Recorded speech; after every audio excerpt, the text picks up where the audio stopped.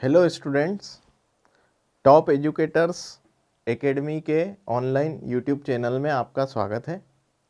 मैं वेद आर्य आपके लिए रिवीजन क्लास लाया हूँ। आज आपकी सेकंड क्लास है। कल हमने कुछ पार्टनरशिप के बारे में पढ़ा था। आज हम उसको और आगे रिवीजन करते हैं।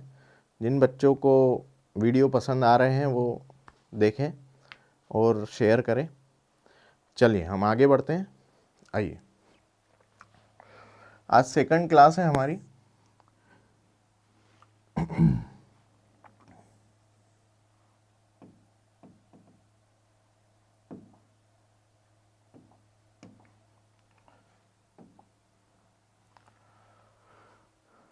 हमें आज पढ़ना है पार्टनरशिप डीड क्या होती है।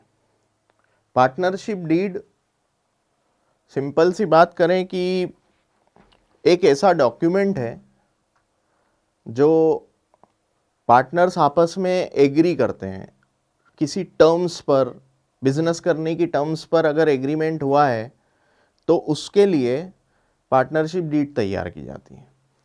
तो देखें, a partnership deed is an agreement between the partners. Partners के बीच में agreement of a firm that outlines the terms and condition, जिसमें क्या लिखी जाती है? Terms and condition. कल मैंने आपको बताया था कि पार्टनर लोग कैपिटल लगाते हैं तो कितनी कैपिटल लगाएंगे, ब्याज पाते हैं तो कितना ब्याज पाएंगे, ड्राइंग करते हैं तो ड्राइंग में कितना ब्याज फर्म उनसे लेगी। इन सब बातों की टर्म्स कंडीशन जो है वो पार्टनरशिप डीड में लिखी जाती है। तो ये टर्म्स एंड कंडीशन इसके अंदर लिखी जाएगी। Among the partners it can be written or oral. अब डीड ओरल क्या होती है? ओरल तो कुछ नहीं होता। ओरल में वादा भूल भी सकते हैं। आपस में पार्टनर कभी झगड़ा हुआ तो एक दूसरे को धोखा भी दे सकते हैं। तो रिटन डीड ज़्यादा प्रेफरेबल होती है। रिटन डीड ही बनानी चाहिए। लेकिन बहुत घनिष्ठ मित्र हैं, आपस में व्यवसाय करना चाहते हैं, तो बोले नहीं ये तो हम मुझे कभी धोखा दे ही नहीं सकता, तो फिर ओरल एग्रीमेंट भी चल जाता है। बोलते ना, प्राण जाए पर वचन न जाए। आपस में वादे हो जाते हैं और उस अकॉर्डिंग काम करते हैं। कई लोग करते हैं। देखो, मेले में व्यापार करने के लिए मेले में कई दुकानें लगाते हैं लोगों, तो वो ओरल एग्रीमेंट के जरिए ही लगाते हैं। तो पार्टनरशिप ओरल भी हो सकती है एंड रिटन भी हो सकती है। ठीक है, इसका आप स्क्रीनशॉट ले लें। अच्छा, ये क्वेश्चन एग्जाम में 2023 की एग्जाम में पूछ चुका है। ठीक है, एग्जामिनर द्वारा पूछा जा चुका है। बढ़े आगे, आइए अगला है, which point should be mentioned at the time of preparing partnership deed. आप अगर व्यवसाय करने का, बिजनेस करने का डिसीजन लिए तो आप ये सोचेंगे कि हमें डीड बनवानी है, पार्टनरशिप डीड बनवानी है, क्योंकि अब पार्टनर्स जो हैं किसी एग्रीमेंट पर राजी होंगे, टर्म्स कंडीशन पर राजी होंगे। तो हमें मेंशन करने पड़ेगा पार्टनरशिप डीड में क्या क्या चीजें। तो पार्टनरशिप डीड बनाते समय उसके कंटेंट क्या क्या हो सकते हैं, उसके अंदर आता क्या है। एग्रीमेंट तो बना लेंगे, ठीक है, अब उसमें लिखेंगे क्या? तो सुनो, पहली बात तो ऑल पार्टनर्स में include some points of their choice in the partnership deed with their mutual consent.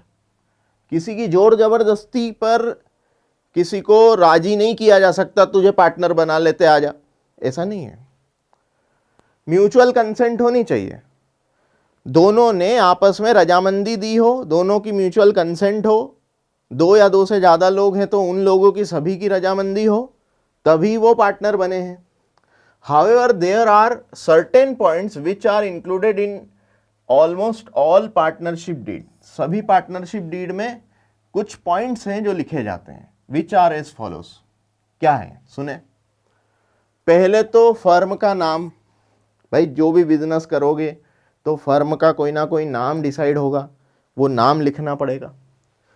उसका एड्रेस क्या है, कहाँ पर बिजनेस ऑपरेशन होगा, ठीक है, ऑपरेशनल एरिया क्या रहेगा, किस प्रकार का बिजनेस करेंगे, ठीक है। बिजनेस कल मैंने बताया था, बिजनेस जो भी हो लीगल होना चाहिए, इलीगल बिजनेस अलाउड नहीं होगा, लीगल बिजनेस ही पार्टनरशिप में अलाउड होगा। आपने किसी को सुपारी देकर मारने का बिजनेस करना चाहा तो ऐसा अलाउड नहीं है, क्रिमिनल प्रोसीजर में फंस जाएंगे हम। इसलिए बिजनेस, नेचर ऑफ बिजनेस लिखना पड़ेगा, ऑपरेशन एरिया लिखना पड़ेगा और फर्म का नाम और एड्रेस। अगला पॉइंट है नेम ऑफ ईच पार्टनर, कौन कौन पार्टनर हैं, कहाँ रहते हैं, और उनका इंडिविजुअल बिजनेस भी अगर है कोई तो उसके बारे में भी लिखो, ठीक है। ऐसा ना हो कि इंडिविजुअल बिजनेस कुछ इलीगल तरीके का कर रहे हैं और आकर के इस पार्टनरशिप में उस इलीगल बिजनेस की फंडिंग कर रहे हैं, ऐसा ना होना चाहिए। तो उस बिजनेस का भी थोड़ा बहुत आपको डिटेल डालना पड़ेगा। कैपिटल कितनी लगाएंगे, क्या रेशो में होगी, किस रेशो प्रोपोर्शन में होगी, ये बताना पड़ेगा। ड्राइंग कितनी कर सकते हैं, साल भर में कितनी कर सकते हैं, उस पर कितना ब्याज फर्म लेगी, ये सब बातें। पार्टनर्स कैपिटल पर ब्याज कितना पार्टनर्स पर चार्ज किया जाएगा, ये बातें। वर्किंग पीरियड क्या होगा, कई बार शॉर्ट पीरियड के लिए पार्टनरशिप बनती है। मेले में दुकान लगानी है साहब, दोस्त से बात करी, चलो अपन मेले में दुकान लगाते। अभी कई लोग अभी कुंभ के मेले में जाके दुकान लगा दिए, तो वो क्यों लगाए, वो आपस में ओरल एग्रीमेंट करके दोस्त हैं, चलो लगाते दुकान, कुछ ना कुछ कमाई कर लेंगे। तो शॉर्ट पीरियड की भी पार्टनरशिप हो सकती है। वर्किंग पीरियड डिफाइन करना पड़ेगा, डिटेल डालनी पड़ेगी आपको डीड के अंदर। अगला है पीएसआर रेशो क्या होगा, कल मैंने आपको चर्चा करी थी।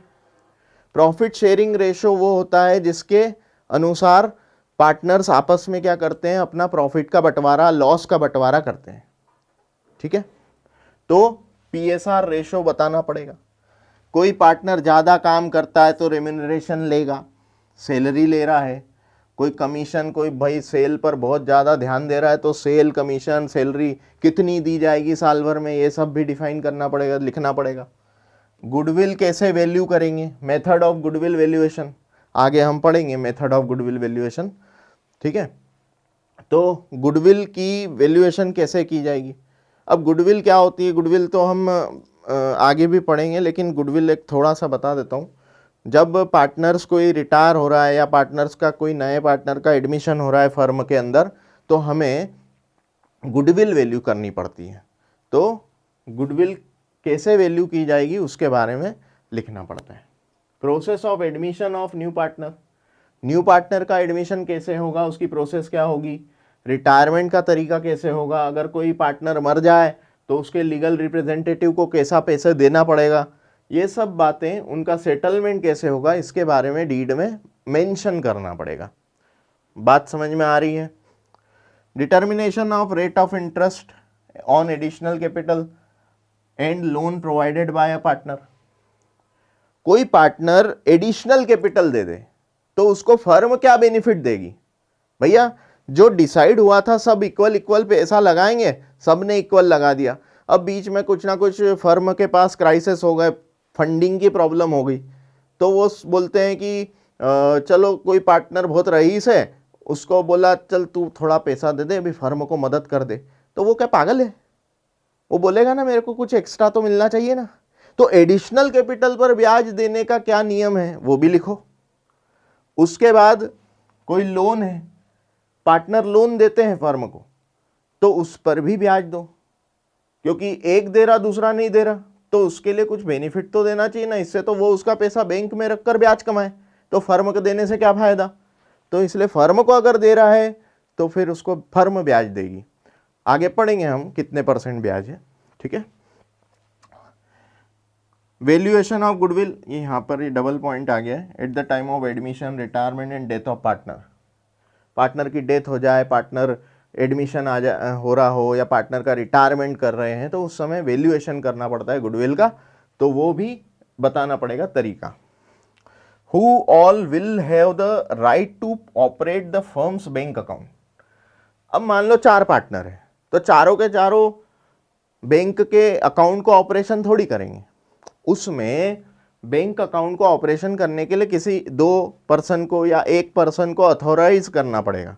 तो कोई ना कोई एक पार्टनर रहेगा जो पूरे बैंक अकाउंट के संचालन में काम करेगा। चेक पर साइन भी उसी का होगा, फिर नेट बैंकिंग में पासवर्ड वगैरह भी वही सेट करेगा, उसको एक अथॉरिटी दी जाए। तो इसके लिए बाकायदा सभी पार्टनर के बीच में प्रपोजल होगा और उस पर सभी रजामंदी देंगे, तभी वो अथोराइज कर सकते हैं किसी भी पार्टनर को। ठीक है। Process of settlement of account eight the time of dissolution.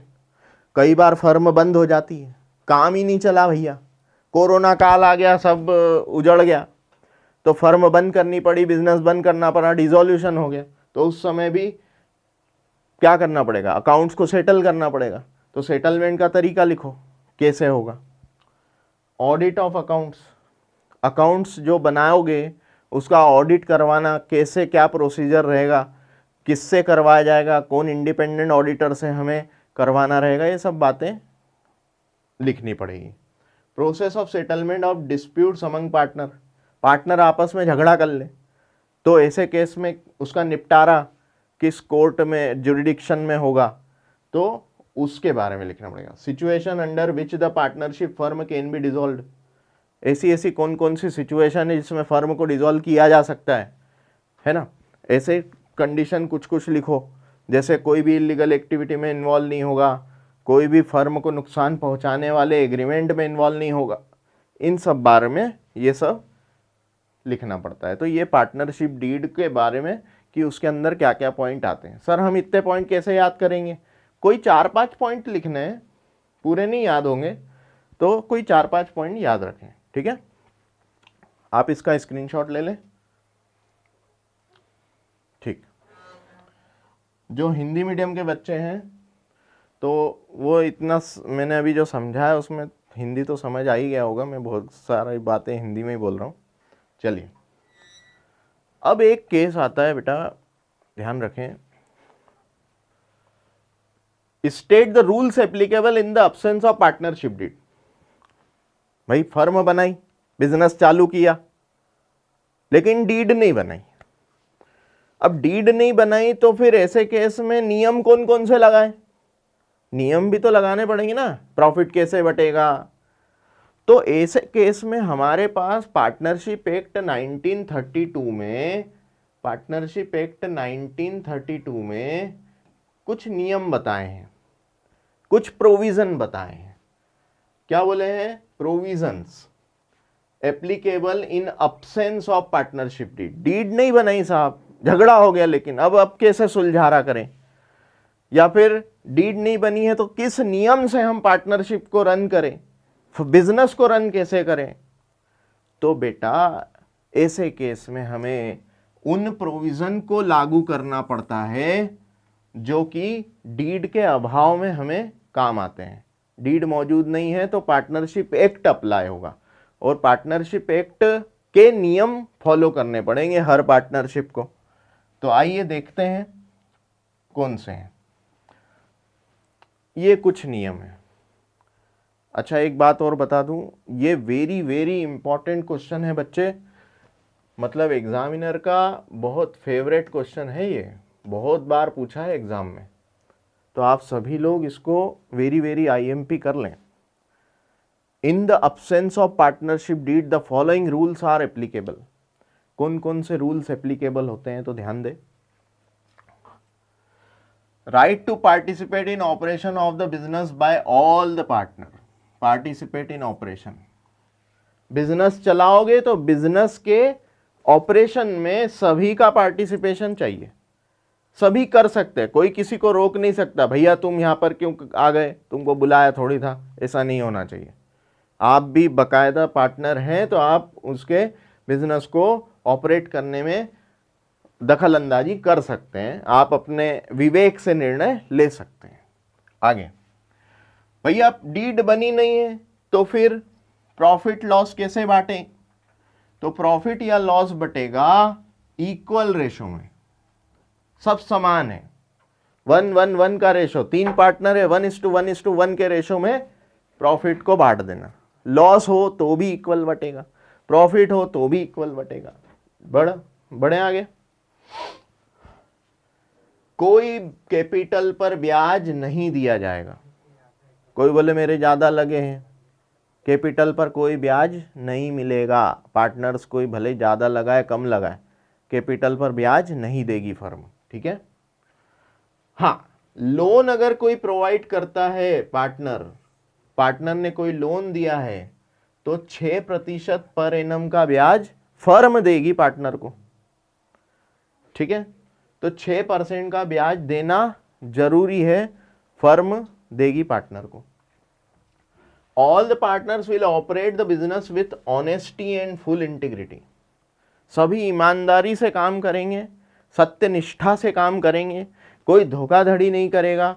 All the partners will operate the business honesty and full integrity. Okay, बढ़े आगे।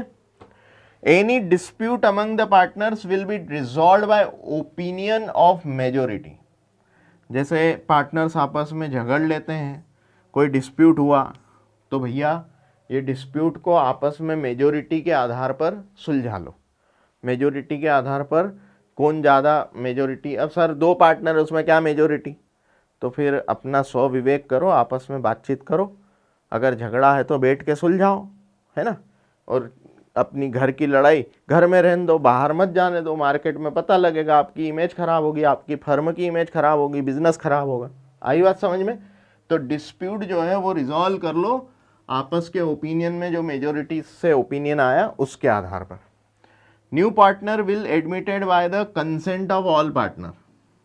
किसी नए पार्टनर को एडमिशन सभी की रजामंदी से देना, ऐसा नहीं जोर जबरदस्ती, और ये तो मेरी बुआ का लड़का है चलो इसको भर लो, पार्टनरशिप बना लो, पार्टनर बना लो, कोई दूसरा तो नाराज हो रहा है, ऐसा नहीं होना चाहिए। सभी की रजामंदी हो तो फिर उसका एडमिशन दो। All the partner must have the right to inspect the books of account. सभी को अधिकार है किसका, बुक्स ऑफ अकाउंट को इंस्पेक्ट करने का। अरे देखे तो क्या चल रहा है, क्या गड़बड़ झाला चल रहा है, कहीं कुछ ऐसा तो नहीं है कि बैलेंस शीट में कुछ गड़बड़ दिखा दी है, गलत एंट्रियां पास कर दी है, पता लगे सप्लायर से सांठगांठ बैठा ली है और गलत एंट्रियां पास करके बुक्स ऑफ अकाउंट को मिसलीड कर दिया है, मिसस्टेटेड कर दिया है। तो ऐसे केस में बुक्स ऑफ अकाउंट को इंस्पेक्ट करने का अधिकार है सभी पार्टनर का, ठीक है। देखे तो हमारे साथ कोई दूसरे पार्टनर धोखा तो नहीं कर रहे, ये सब बातें। Asset of the firm to be used for operating the firm's business. अब फर्म की कार है, पता लगे तुम अपनी फैमिली को खूब टूर पे ले जा रहे कार में बिठा बिठा के, ऐसा नहीं होना चाहिए। असेट है, फर्म की है, बिजनेस की है, बिजनेस में उपयोग होना चाहिए, तुम्हारे पर्सनल पर्पस के लिए नहीं है, तो पर्सनल पर्पस में उपयोग मत कर लेना। आई बात समझ में। तो ये कुछ पॉइंट थे, ये आपको फॉलो करने हैं अगर डीड मौजूद नहीं है तो। वेरी वेरी इंपॉर्टेंट क्वेश्चन आता ही है एग्जाम में, स्क्रीनशॉट ले लें। बढ़े आगे। हिंदी मीडियम वाले बच्चे स्क्रीनशॉट ले लें इसका, सेम उसी का हिंदी किया हुआ है, ठीक है। चलो आगे बढ़ते हैं। अब भैया पार्टनर्स के राइट क्या क्या होते हैं, क्या क्या अधिकार होते हैं, तो सुनो। Right to participate in conduct of business, अधिकार क्या है, बिजनेस को चलाने का और उसमें पार्टिसिपेट करने का अधिकार है, कोई किसी को रोक नहीं सकता। दूसरा है right to access the books of account, same बात पीछे भी पढ़ी अपन ने, बुक्स ऑफ अकाउंट को देखने का, उसको एक्सेस करने का, कहाँ पर बुक्स ऑफ अकाउंट मेंटेन की जा रही है तो उसको देखने का, उसको बार बार जा कर के पता लगाना कि कुछ गड़बड़ तो नहीं है, ये सब करने का अधिकार है उसको। Right to share profit, profit में हिस्सा पाने का अधिकार, ये भी उसका अधिकार है, ठीक है। तो ये एग्ज़ाम 2019 में आ चुका है क्वेश्चन कि राइट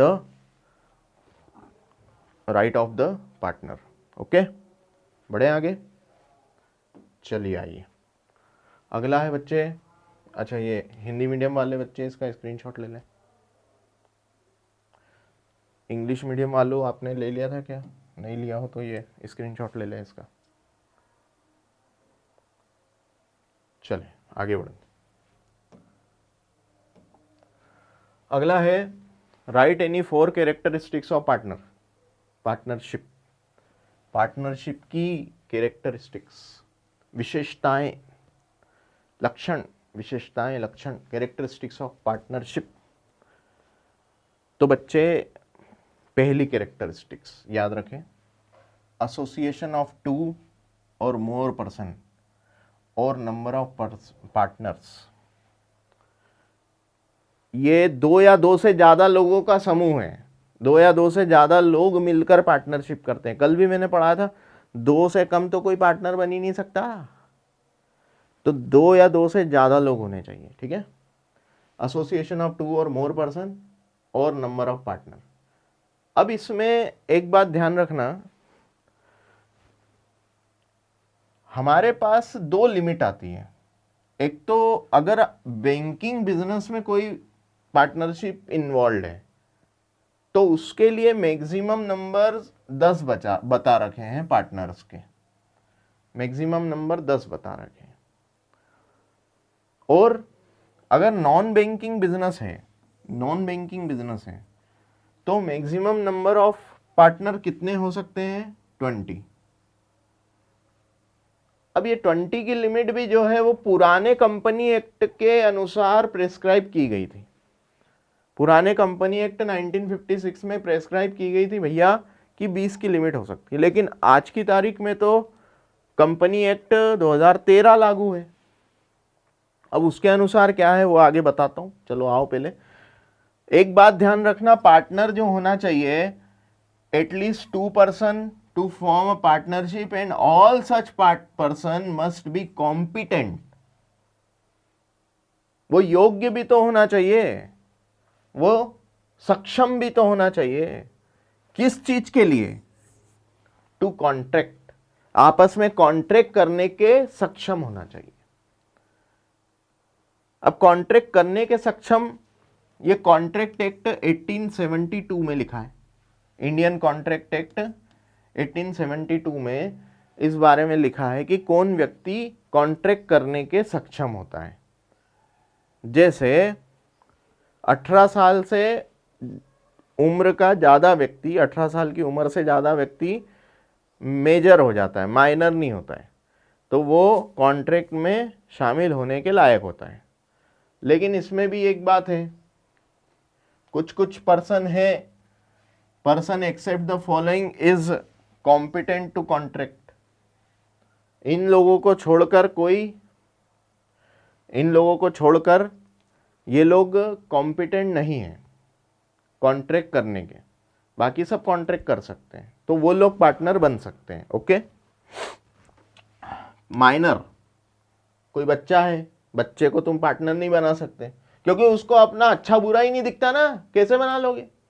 बच्चे को पार्टनर नहीं बनाना। हाँ, प्रॉफिट में पार्टनर बना लो, फिर लॉस में मत बनाना। अगर बनाना ही है तो प्रॉफिट में बन सकता है, वो प्रॉफिट शेयरिंग हो रही तो माइनर पार्टनर बन सकता है, बट लॉस शेयरिंग में पार्टनर नहीं बनेगा। पर्सन्स ऑफ अनसाउंड माइंड, दिमाग खराब है, अनसाउंड माइंड का है, पागल व्यक्ति है, उसको पार्टनर मत बनाओ। पर्सन डिस्क्वालिफाइड बाय लॉ ने बोल दिया ये बंदा कॉन्ट्रैक्ट करने के लायक नहीं है, तो लॉ की सुनो, उसको लॉ ने डिस्क्वालीफाई कर रखा है, किसी भी एक्ट में उसको डिस्क्वालीफाई किया हुआ है, तो वो भी कॉन्ट्रैक्ट नहीं कर सकता, तो वो फिर पार्टनर नहीं बन सकता। अब मैं कह रहा था कि मैक्सिमम लिमिट की सीमा पुराने कंपनी एक्ट में 10 और 20 के बारे में बताई है, लेकिन जो नया कंपनी एक्ट है according to section 464 of companies act 2013, इसमें क्या कहा गया है, maximum number of partners of a firm can not exceed the number of partners as may be prescribed. जो प्रेस्क्राइब की गई है उससे ज्यादा नहीं होना चाहिए, जो कि कितनी है अभी 50 से ज्यादा नहीं होना चाहिए, किसी भी पार्टनरशिप में 50 से ज़्यादा पार्टनर नहीं हो सकते हैं, ये आज की लिमिट है। अच्छा, कभी सेंट्रल गवर्नमेंट चाहे कि इस लिमिट को और बढ़ाएं, तो ज़्यादा से ज़्यादा और बढ़ाने के ऊपर जाएं तो कितनी बढ़ा सकते हैं, तो उसकी लिमिट उन्होंने 100 कर दी। The companies act 2013 provides that the maximum number of partners that can be prescribed to be 100। Maximum आप 100 तक उसको ले जा सकते हैं, लेकिन आज की तारीख में कोई पार्टनरशिप फर्म में आएगा तो 50 की लिमिट है। ओके, चले आगे बढ़ रहे हैं।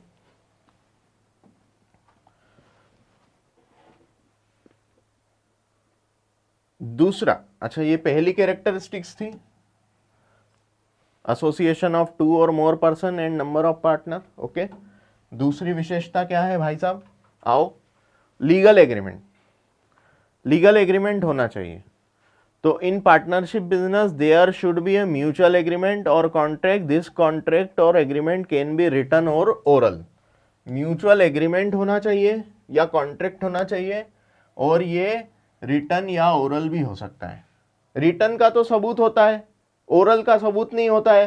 तो एक काम करो, ओरल के लिए किसी सामने वाले के गवाह के रूप में किसी व्यक्ति को खड़ा रखो कि भैया जब हम पार्टनरशिप में इन्वॉल्व हो तो तुम हमारे किए गए कमिटमेंट को गवाह के तौर पर सुनो, और कल को अगर ये झगड़ ले तो तुम मेरा साथ देना। मेरा क्यों साथ देना, वो अगर गलत है तो उसको छोड़ के मेरा साथ देना, मैं गलत हूं तो उसका साथ देना। ओके, झगड़ा सुलझाने में तुम मदद करना। तो ओरल भी हो सकता है और रिटन भी हो सकता है, लीगल एग्रीमेंट होना चाहिए। डिवीजन ऑफ प्रॉफिट और लॉस, ऐसा ना हो कि प्रॉफिट होगा तो हम खूब उछल उछल के बोलेंगे हमको दे दो हमको दे दो, ऐसा नहीं। लॉस होगा तो भी बांटना पड़ेगा, ठीक है। The objective of partnership is not only to share profit but also to bear losses of the business. Okay, मतलब दोनों चीजें, प्रॉफिट भी बटेगा और लॉस भी बटेगा। अनलिमिटेड लाइबिलिटी, ये बहुत अच्छी बात है भैया, सुनो। कोई पार्टनरशिप बिजनेस में है, अब पार्टनरशिप बिजनेस चलाते चलाते दिवाला निकल गया भैया, चला नहीं, बिजनेस ठप हो गया। अब ठप हो गया तो भैया लोन भी लिए थे, कई जगह से उधारियां ली थी, अब उधारियां चुकानी है, लोन चुकाना है। तो अगर आपकी पार्टनरशिप लॉस में चल जाए, बंद करने की नौबत आ जाए, तो ऐसे केस में तुम्हारे लेंडर्स जो हैं, तुम्हारे क्रेडिटर्स जो हैं, वो लोग पार्टनर्स की पर्सनल असेट्स भी बेच बेच कर पैसा वसूल सकते हैं, ये उनको अधिकार है। और यही पार्टनरशिप के लिए पार्टनर्स की अनलिमिटेड लायबिलिटी का कंसेप्ट है कि पार्टनर लोगों की लायबिलिटी इसमें क्या होती है, अनलिमिटेड। मतलब तुम्हारे 3 टपरे बेचकर भी पैसा देना पड़ेगा। तो ये पार्टनरशिप फर्म में ये चीज हुई है।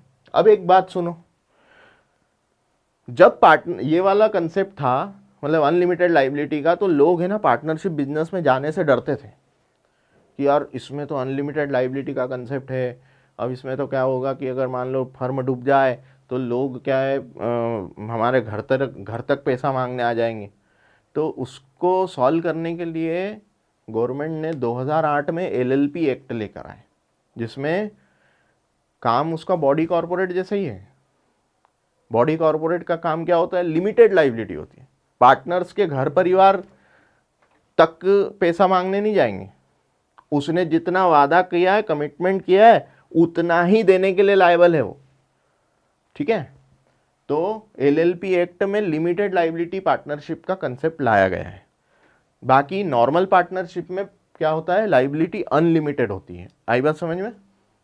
चलिए आगे थोड़ा इसको पढ़ लेते हैं। The liability of the partners is unlimited if the assets of the firm are inadequate to meet the firm's liability, then personal assets of the partner can be used for payment of such liability।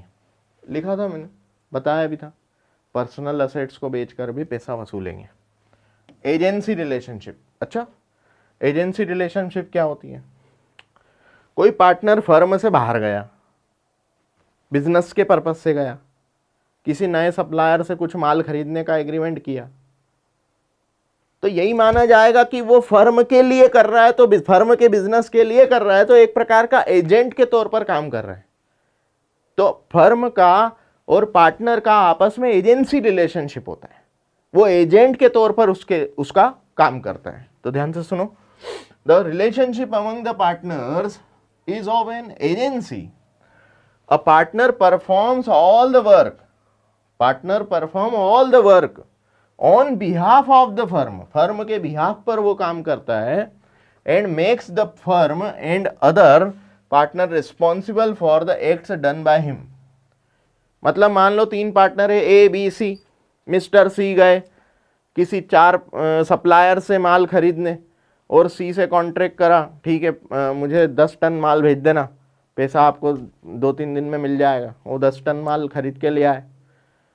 अब B और ए ऐसा नहीं बोल सकते, तूने agreement किया तू ही दे, तेरे जेब से पैसा, फर्म क्यों देगी? ऐसा नहीं होता। काम फर्म के लिए ही कर रहा है और दूसरे पार्टनरों के लिए ही कर रहा है, तो सभी बाउंड होंगे उसके लिए, फर्म भी बाउंड होगी। तो ये कहा गया है आपस में एजेंसी रिलेशनशिप। बात समझ में आई? तो आई थिंक तुमको सब समझ में आ रहा होगा। चलिए इसका स्क्रीनशॉट ले लें बच्चे। आगे हिंदी मीडियम वाले बच्चे इसका स्क्रीनशॉट ले लें।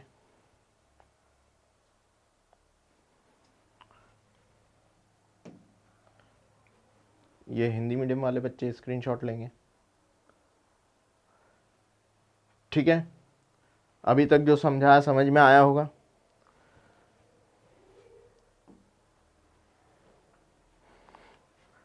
आज के लिए इतना ही। वीडियो पसंद आ रहे हैं तो लाइक करें और अपने दोस्तों के साथ शेयर करें। जिनका एग्ज़ाम अभी 12th का आने वाला है मार्च में, तो उनके साथ ज़रूर शेयर करें, ये हो सकता है उनके लिए बेनिफिशियल हो। ठीक है, ये आपका अपना चैनल है। Okay, thank you.